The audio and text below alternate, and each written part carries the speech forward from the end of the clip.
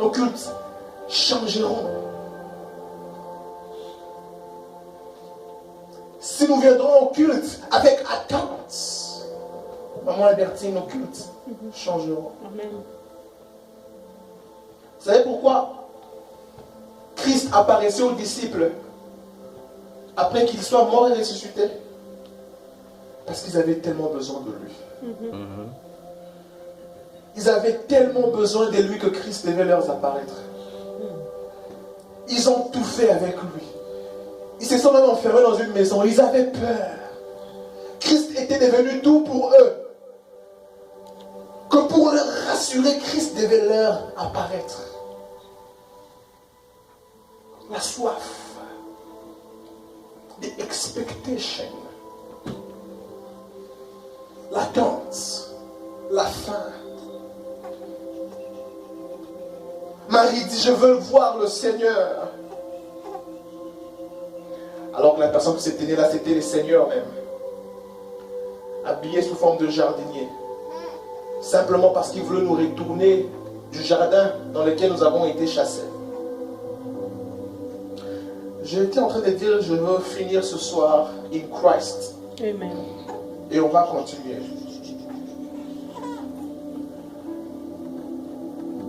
Être en Christ est un état d'esprit. C'est une conscience qui se développe.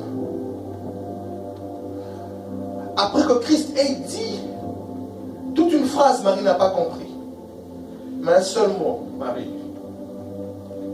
Marie a compris que tout le monde m'appelle. Mais seule une personne m'appelle de cette manière. Yeah. Il m'aime. Et quand il m'appelle, il met un petit. Et c'est seulement lui qui m'appelle comme ça. Marie comprend que c'était le Seigneur. Et le Seigneur lui dit, va, dès à présent, va dire à mes frères, non pas à mes disciples, après qu'il soit ressuscité, il dit, va dire à mes frères. Allons dans Jean chapitre 15.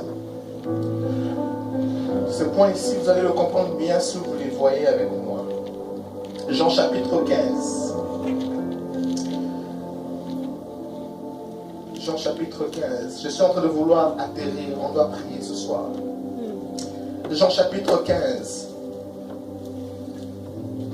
Je commence au premier verset avec nous. Je suis le vrai cèdre et mon Père est le vigneron. Tout sarment qui est en moi qui ne porte pas de fruits, il est retranche. Et tout sarment qui porte de fruits, il est monde, afin qu'il porte encore plus de fruits. Déjà vous êtes purs à cause de la parole que je vous ai annoncée.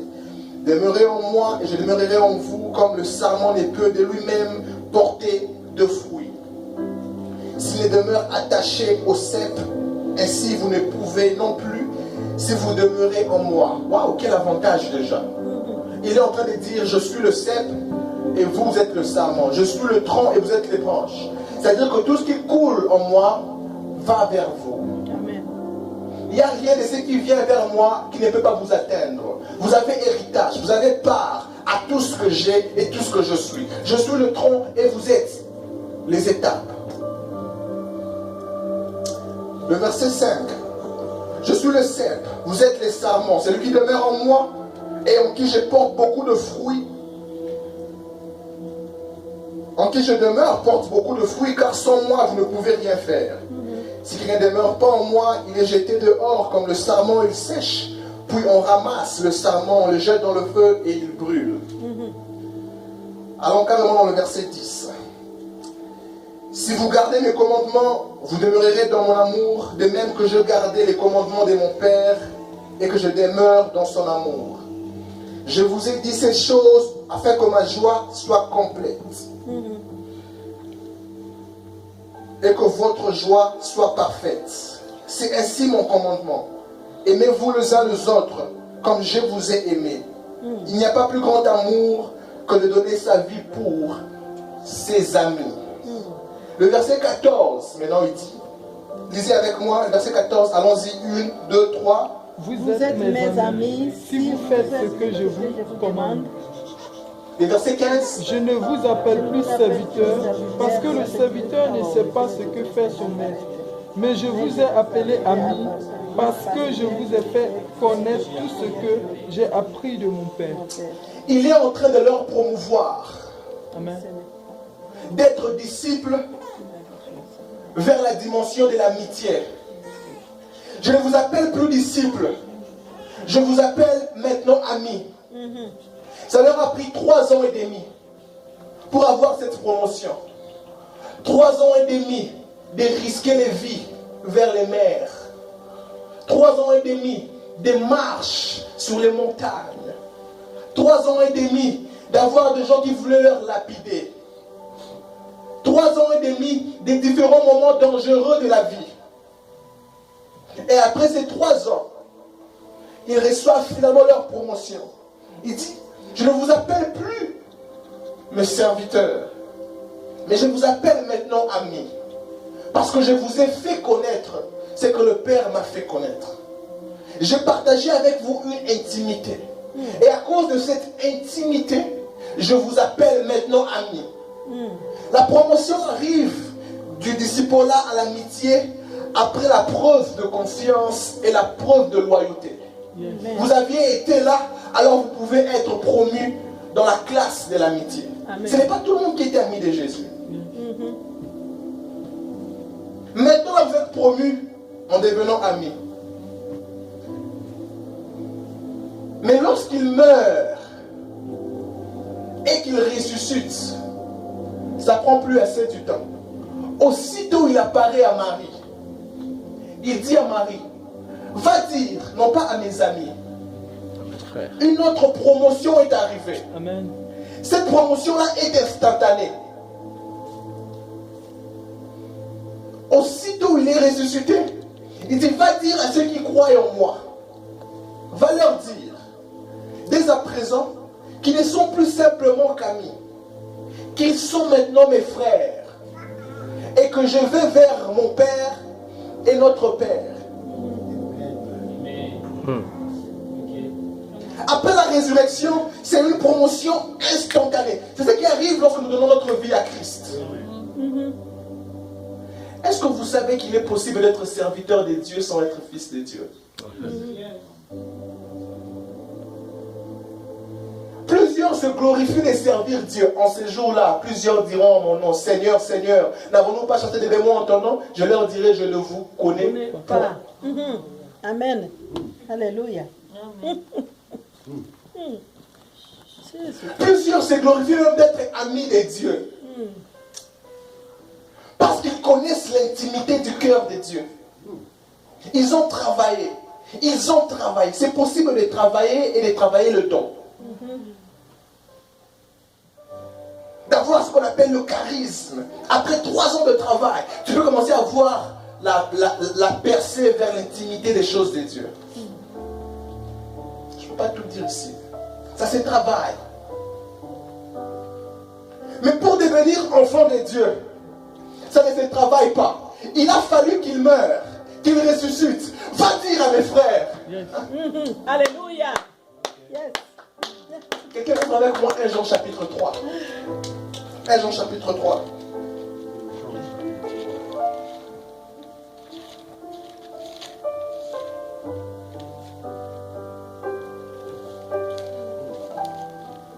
Jean chapitre 3 est différent de Jean.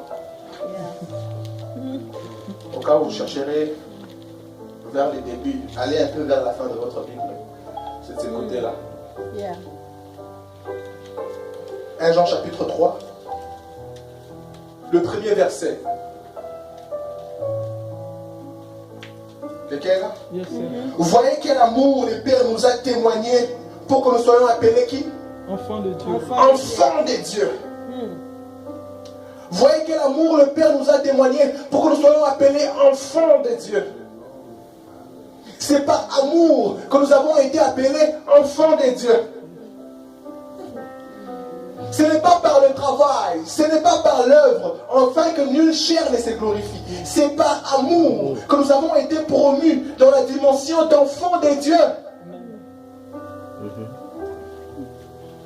C'est les grades les plus excellents qui peuvent arriver à un être humain. Son of God. Être en Christ, c'est la promotion de devenir finalement enfant de Dieu. Nous avons dit, dès lors que nous sommes en Christ, nous recevons ce qu'on appelle un transfert. Ça s'appelle le ministère de substitution. C'est que vous quittez de la lignée du premier Adam et que vous entrez dans la lignée du second Adam. Si le péché est entré par un seul homme, la purification et la justice est entrée aussi par un seul homme. Et dès ce moment-là, Dieu vous détache du premier Adam, il vous greffe au second Adam. Et tout ce qui coulait du premier Adam cesse de couler en vous.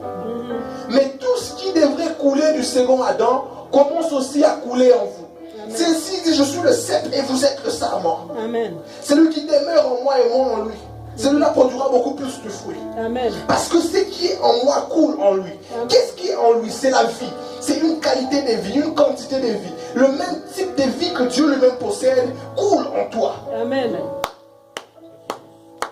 Ça s'appelle la Zoé, la vie de Dieu. La qualité de vie que Dieu lui-même possède. Flows in you, sister. Et il dit ça, c'est par amour. Voyez quel amour Dieu nous a donné en nous appelant enfants de Dieu. Certains se glorifient parce qu'ils sont ministres de Dieu. Shame on you. Il n'y a pas plus grand stage que d'être enfant de Dieu. Amen. Alléluia. Yes. Je me glorifie non pas du fait que j'ai un col pastoral. Je n'ai même pas ça tout le jour. Je me glorifie du fait que je suis enfant de Dieu. Écoutez ce que les Écritures disent. À tous ceux qui l'ont reçu, à ceux qui ont cru en son nom, elle leur a donné l'exousia, le pouvoir de devenir enfants de Dieu. Lesquels sont nés ni de la chair, ni du sang, mais de Dieu. Amen. Wow, quel privilège que de naître de Dieu. Tu veux dire que tout ce qui est à Dieu m'appartient. Tu veux dire que la vie de Dieu est en moi. Tu veux dire que quand je peux prier, je peux appeler Dieu mon Père. Tu veux dire que celui qui me touche mon Père. Amen. Alléluia. Wow, wow, wow, wow, wow, wow, wow, wow, wow, wow, wow. Tu veux dire que je suis assez important? Yes. Yes. Enfant de Dieu. Si un serpent peut mordre quelqu'un pour protéger ses œufs, à combien plus forte raison Dieu? Amen. Alléluia. Jésus-Christ. What? Si un homme est capable de donner son dernier souffle, on dit les Rachel, qu'elle a donné son dernier souffle pour donner la vie à Benjamin, qu'est-ce que Dieu ne peut pas donner pour donner la vie à son enfant? Amen. Tell me again.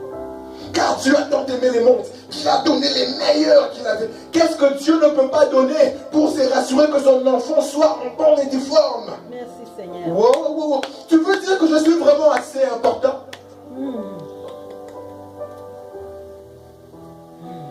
Are you a child of God? Yes. Dis avec moi, je suis enfant de Dieu. Je suis enfant de Dieu. Et ça, c'est une conscience. Ça se travaille. Vous ne la ressentez pas toujours. Elle se développe, elle se travaille. Je suis enfant de Dieu. Amen.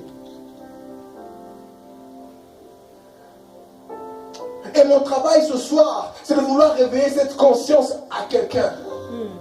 Dire que tu es enfant de Dieu. Et cela, c'est les fruits de l'amour du Père. C'est quoi la religion? La religion, c'est un groupe de personnes qui font certaines cultures et certaines activités qui leur rapprochent de Dieu selon eux. C'est ça la religion. Mais la vie chrétienne, c'est Dieu qui laisse le ciel, qui descend pour venir chercher les hommes. Amen. Afin que quiconque croit, reçoive la vie. Amen. Reçoivent la vie en abondance. Amen. Amen. C'est une conscience que l'on développe. Vous voyez, quand on est petit, les enfants ont du mal à dire s'ils sont des filles ou sont des garçons. On doit leur appeler tu es un garçon, tu es un garçon. Même le pronom, ne dis pas elle, ne dis pas lui, ne dis pas tu es un garçon. Malgré tout ce qu'ils voient là, ils ne savent pas comprendre qu'ils sont garçons ou filles. On doit le leur dire. C'est à cause de ça qu'à l'église, nous prenons le temps d'enseigner, pas de prêcher.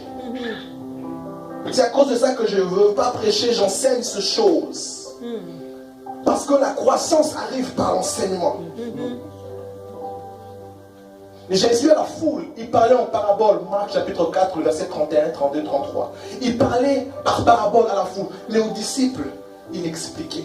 Amen. Amen. Il enseignait. 3 ans après, ils ont bouleversé le monde. Alléluia.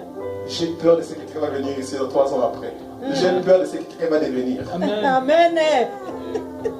3 ans après, j'ai peur de ce que quelqu'un va devenir. Amen. Quand cette conscience va s'asseoir. Et lorsqu'on parle de fils, le mot ici fils, c'est le mot technon. Retenez, je suis en train de clôturer. C'est le mot technon. Technon veut dire sortir de Dieu. Voilà pourquoi vous devez porter vos notes. Sortir de Dieu, ressortir de Dieu, être né de Dieu, avoir été la sémence de Dieu. Amen. Technon, comme vous l'entendez, T-E-K-N-O-N, technon. Il y a un autre mot lorsqu'on parle d'enfant de Dieu, c'est le mot népios. Ce mot népios là veut dire enfant, ça veut dire enfantin. Ça veut dire bébé.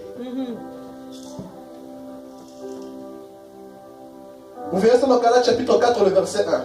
Aussi longtemps qu'un héritier est encore un enfant. Il ne se diffère de rien d'un esclave. Combien même qu'il soit héritier de toutes choses. Pourquoi? Parce qu'il n'est pas conscient.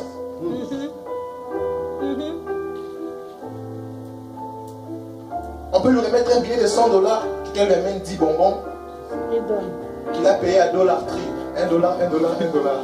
Il dit tonton t'aime. Oui, tonton est très gentil. Tonton m'a donné 10 bonbons. C'est parce qu'il n'est pas conscient. Népios.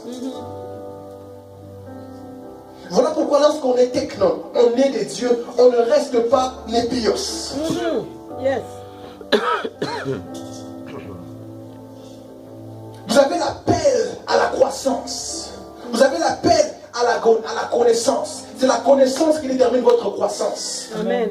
Je me suis même rendu compte que tu ne peux jamais être plus spirituel que tu ne connais. Plus tu connais, plus tu commences à devenir spirituel. Amen. Les occultistes, la première des choses qu'ils font, ils donnent aux gens des tas de livres pour lire. Et les occultistes sont souvent intellectuels. Ils deviennent très intelligents directement. La spiritualité est fortement attachée à la connaissance. Yes. Ça me dépasse comment les enfants de Dieu sont les seuls à ne pas vouloir la connaissance. Imaginez-vous, pour un seul Dieu, on a un seul livre. Ça ne vous étonne jamais. Combien de livres de médecine il existe? Combien de livres en ingénierie il existe? Mais pour Dieu, on a un seul livre. Vous ne vous êtes jamais posé la question combien c'est profond. Depuis des années, on prêche tous ce seul livre. On n'a plus besoin d'amener notre livre. On n'a pas encore fini de lire tout ce qui est ici. Il existe des profondeurs et des profondeurs. En anglais, on dit layers and layers and layers. La technologie évolue, cette parole reste stable. Amen.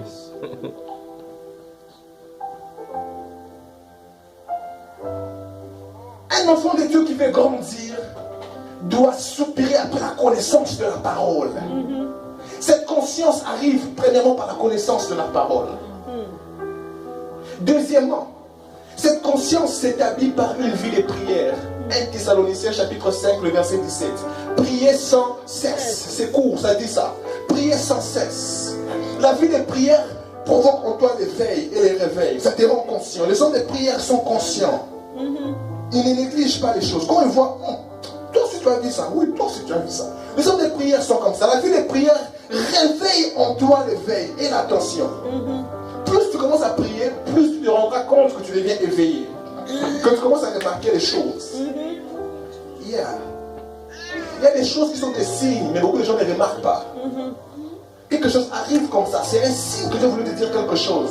Parce que Dieu parle tantôt d'une manière, tantôt d'une autre. Yes. Mais les manques de vie de prière peuvent te faire passer à côté du langage de Dieu. Rappelez-vous que la prière est un dialogue. Autant tu parles à Dieu, autant il te parlera. Amen. Mais Dieu ne parle toujours pas en parole. Il est lui-même la parole. So, il peut se servir de tout ce qui existe pour te communiquer la parole. Amen. Quelqu'un est toujours avec moi. Yes, sir. Yes. Priez sans cesse. L'un de mes mentors dit, n'ayez pas l'habitude de la prière, mais l'attitude de la prière. Amen. Les hommes de prière sont les hommes les plus dangereux au monde. Les plus dangereux au monde. Quelqu'un te cherche des problèmes au travail. On t'a remis une lettre de révocation. Prends cette lettre-là. Va dans ta chambre. I'm a child of God. Mets-toi à genoux. Dis le Père de gloire devant lequel je fléchis les genoux. Alléluia. Alléluia. Alléluia. Il y a des choses qui ne changent pas par violence. Yes. Yes. Comment dans ta chambre, chaka, bala, sopra. Et tu vois le lendemain, on dit, bon, en fait, il y a une place qui est ouverte là. Bon. Est-ce que tu sais faire l'informatique? Oui. Est-ce que tu sais faire Microsoft Office? Yes. Est-ce que tu sais faire PowerPoint? Oui. Bon. Commence d'abord, hein. Et puis on va voir les restes après. Alléluia. Commence d'abord. Celui qui est venu aujourd'hui n'est pas là, mais Alléluia. commence d'abord. Amen. Et c'est fini, c'est parti. Alléluia.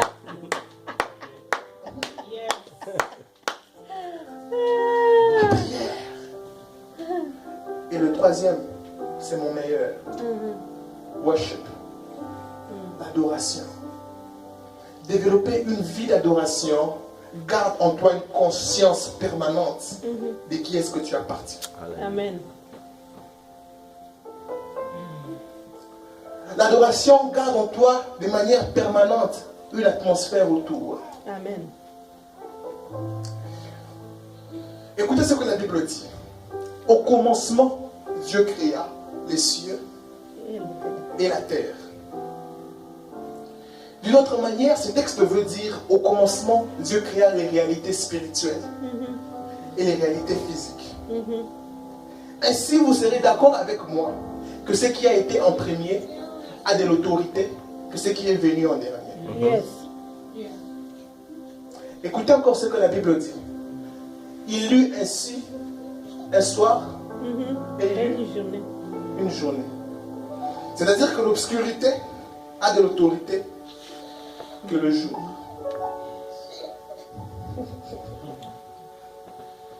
Aux États-Unis ici, la plupart des personnes voient l'obscurité. Que tu travailles premier shift, deuxième shift, troisième shift, tu as contact avec l'obscurité. 5 heures du matin, il fait encore sombre. Mais je vais vous révéler un secret aujourd'hui qui va changer votre vie. Comment est-ce que vous commencez vos journées le lundi?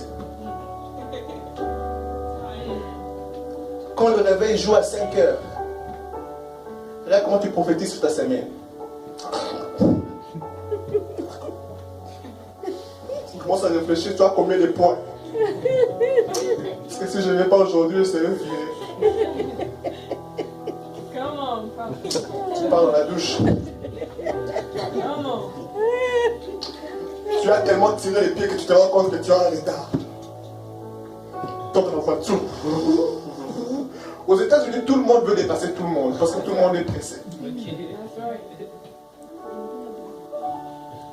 Ce que tu ne sais pas, c'est que ce qui vient en premier a de l'autorité que le reste. Tu viens juste de prophétiser à quoi va ressembler la suite de ta semaine. Tu viens d'imposer une atmosphère sur les restants de ta semaine.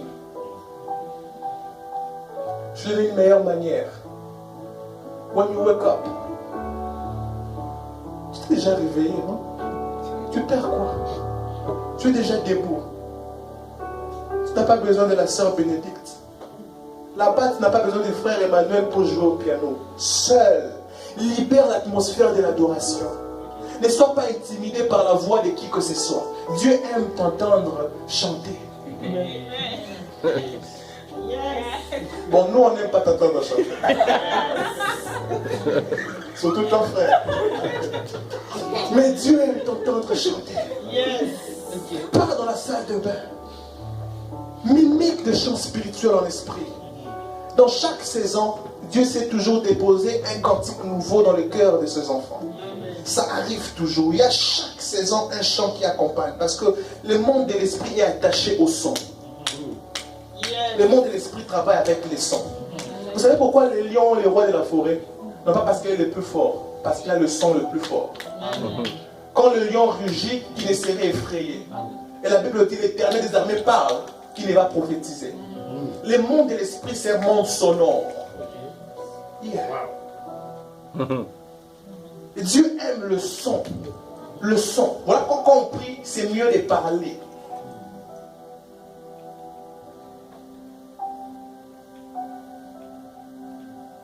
Le monde de l'esprit, c'est un monde sonore. Libère un son en esprit. Sature de l'atmosphère. Pars dans la salle de bain. Chante quelque chose. Lave-toi, chante quelque chose. Mets-les de beauté, chante quelque chose. Fais ton café en chantant quelque chose. Mama. Fais ton café, tu chantes quelque chose. Quelquefois, tu arrives au travail le premier que tout le monde. Tu rentres dans ton bureau, tu n'es pas pressé, tu rentres, tu t'aimes. Chata, la baba, l'osamahaya. Eh Seigneur, je te remercie. Je suis une si belle créature. Alléluia. Merci de m'avoir donné un souffle de vie. Merci d'avoir fait de moi une source de bénédiction pour plusieurs. Je suis dans ces lieux pour bénir. Je prends possession de ces lieux. Parce que je suis ici, je déclare que ta présence est ici. Amen. Ce que je touche, tu touches. Amen. Là où je vais, tu vas. Ce que je dis est la résultante de ce que tu dis. Jésus disait ça. Je ne dis jamais rien de moi-même. Je dis ce que j'entends le Père dire. Commence à saturer tes journées de l'adoration. Dans 2 Chroniques, la Bible parle de ces rois qui étaient en combat. Et le prophète lui dit, adore. Ne te mets pas trop à combattre, adore. Amen. Et ils ont mis les chantres devant. Les chantres partant. Les camps adverses ont des flèches. Et on va chanter ce chant ici. Ton amour. Ils ont des flèches. Ta puissance. Ils ont des flèches. Ta présence dans ma vie. Ça me suffit. Quelquefois, les réalités de la vie tiennent des flèches. Ton amour. La vie te présente les flèches. Je veux t'adorer de tout mon cœur. Celui qui sait adorer, c'est laisser Dieu prendre possession de tout ce qui lui concerne. Amen. Tu te soucies trop de tes problèmes parce que tu adores peu.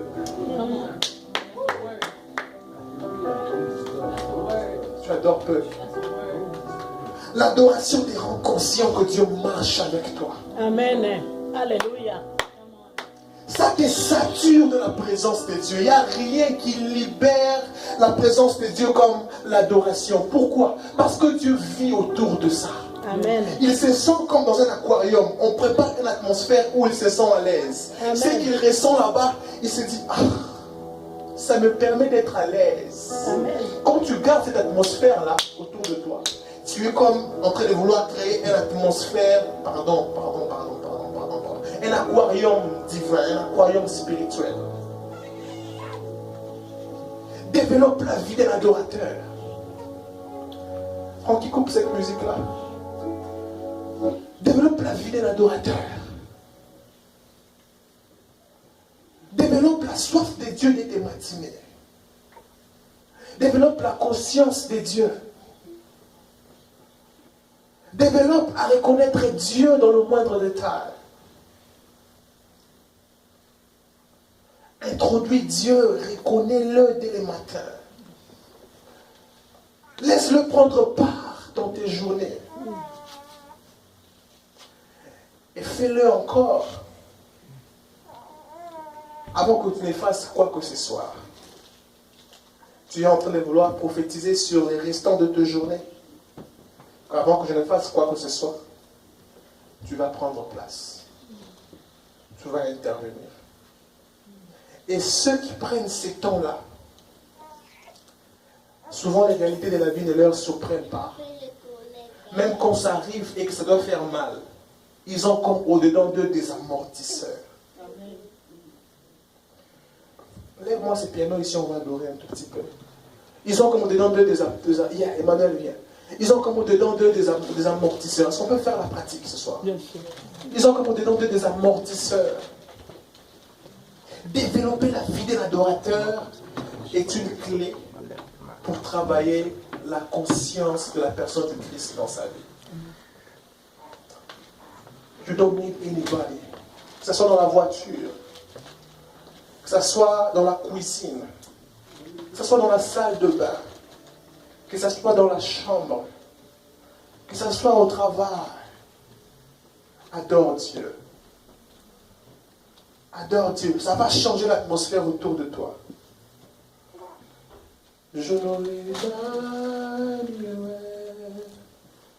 Ça va changer l'atmosphère autour de toi.